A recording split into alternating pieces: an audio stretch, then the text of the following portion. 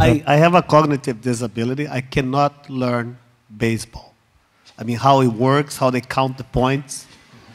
You know, I had like a Hall of Fame guy, you know, Jose Cardinale, sit with me and teach me. No, and I cannot, doesn't work. And whenever I sit, you know, and see people, and go, see a baseball play, and they go, beautiful. I always go. And I think that pretty much, that for the same reason, I'm going to go into another thing here. The artist wants to be, I want to be probably in a countercurrent of most of contemporary artists. I try to be accessible. Because I think that's one of the, you know, what makes contemporary art very insignificant is the fact that it's become the playground of a very small elite of intellectuals that they want just to speak their own language and be rewarded by doing so. And then how, I'm asking you questions now. You know, how, because you guys brain people, you should know that. How the fact that you want to communicate with a large audience, you know, and then how do you account for all the subtleties? The fact that some people, and a lot of people have a problem with contemporary art, and I don't blame them, you know, because I have a problem with contemporary art myself. But you know, how to be a successful or be a popular artist when there are so many different tastes and so many different you know, ways of looking at things? That's what I don't understand. And I feel that I'm very lucky sometimes. What was the other question? So I think over there's someone. There's a microphone coming. Oh, okay, there's a question already. Sorry. Hello. Hello. Hi. First of all, I'd like to leave just a comment to Vik, and I would like to make a question to Rui. So my comment to Vik is that I went to CCB to see the presentation, and by chance I went to this session with my PhD colleagues, and I didn't know that you were going to be one of the speakers, so it was a nice coincidence. And when I saw Vik, I remember, oh, I know, that's the guy that I saw on CCB, and my mother is an artist and I'm a designer, and I said to my mother, you need to go to see this guy work. I found, I liked a particular painting or photo from you. It was the Jangada de Medusa. I'm sorry for not saying in English. The Raft to the Medusa. From Jericho. And then as I had history of art, I was just very close to the painting. Oh, what is this? Like, I don't know. This is like some material, some kind of juicy, I don't know what this is. And then I just turned around, and then I just had a final look, and I said, oh my God, this is Jangada de Medusa from Jericho. This is amazing. So congratulations for your work.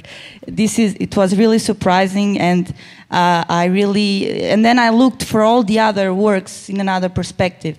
It was like a click that I had, and I really enjoyed seeing your work. So congratulations, and thank you for being here.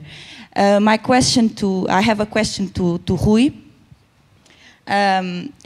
Because I think this area of research is really interesting, and it's a particular field that we should invest.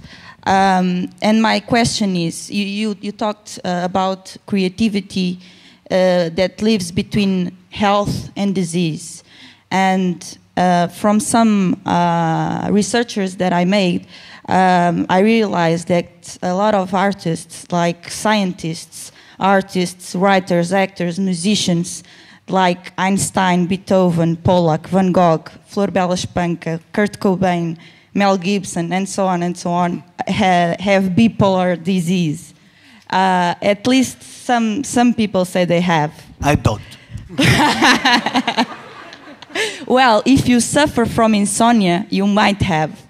That's a possibility for you to have. So my question is the bipolar disorder, for instance, associated to I think you mentioned that, but I would like to explore a little bit more, associated to creativity, and because bipolar disorder oscillates in bad moments and really exciting moments, that's when the Pollock or when maybe Vik has that insight. Not and, Vik. and he doesn't. He's monopolar. I'm so Always. boring. And he doesn't sleep at all because he just have to make that idea work. And the most I don't sleep because I need a new mattress. So my question is about this bipolar behavior. I don't like it to say it as disease, but behavior.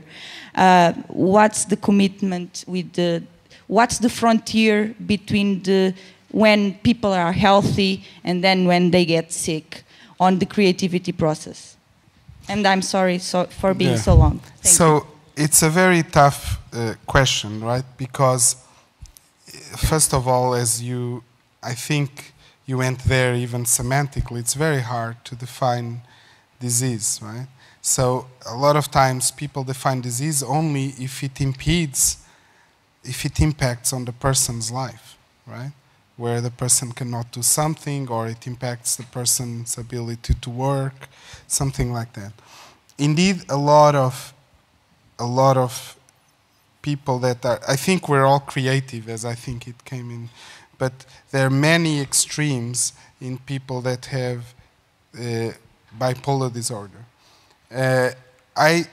So in most of the cases, it's very hard, right? And I work sometimes with people that I could have been diagnosed many things, and I have a suspicion of an insight into the creative process that Vik says.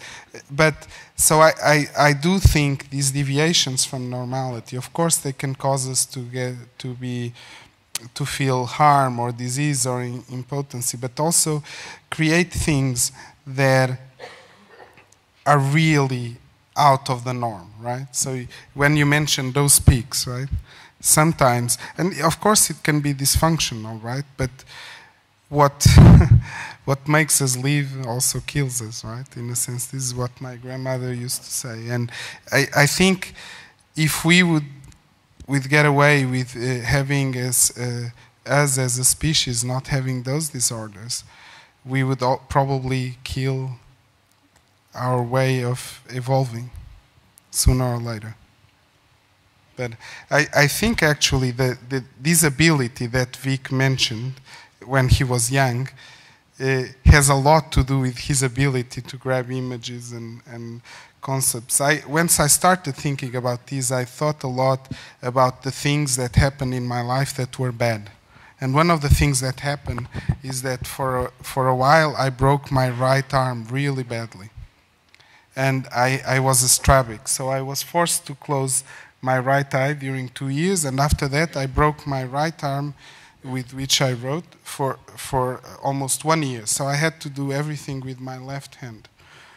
And I think those things which are horrible for a kid changed a lot, for example, the way of thinking and perceiving things, because But I think that goes back into the novel thing too. I think perhaps the shift, now if in the dramatic shift in the mode of relating to things probably forces you to adapt, and you get used to the adapting. You know, you start realizing that you're able to, and there's a pleasure in adapting too. You know, I think when you move to a new place, you start speaking a new language. You know, the moment you start seeing that you're able to talk to people or tell jokes, that's really when you really speaking another language, when you can make people laugh in that language. I think it's really the pleasure of adapting has a lot to do with this too.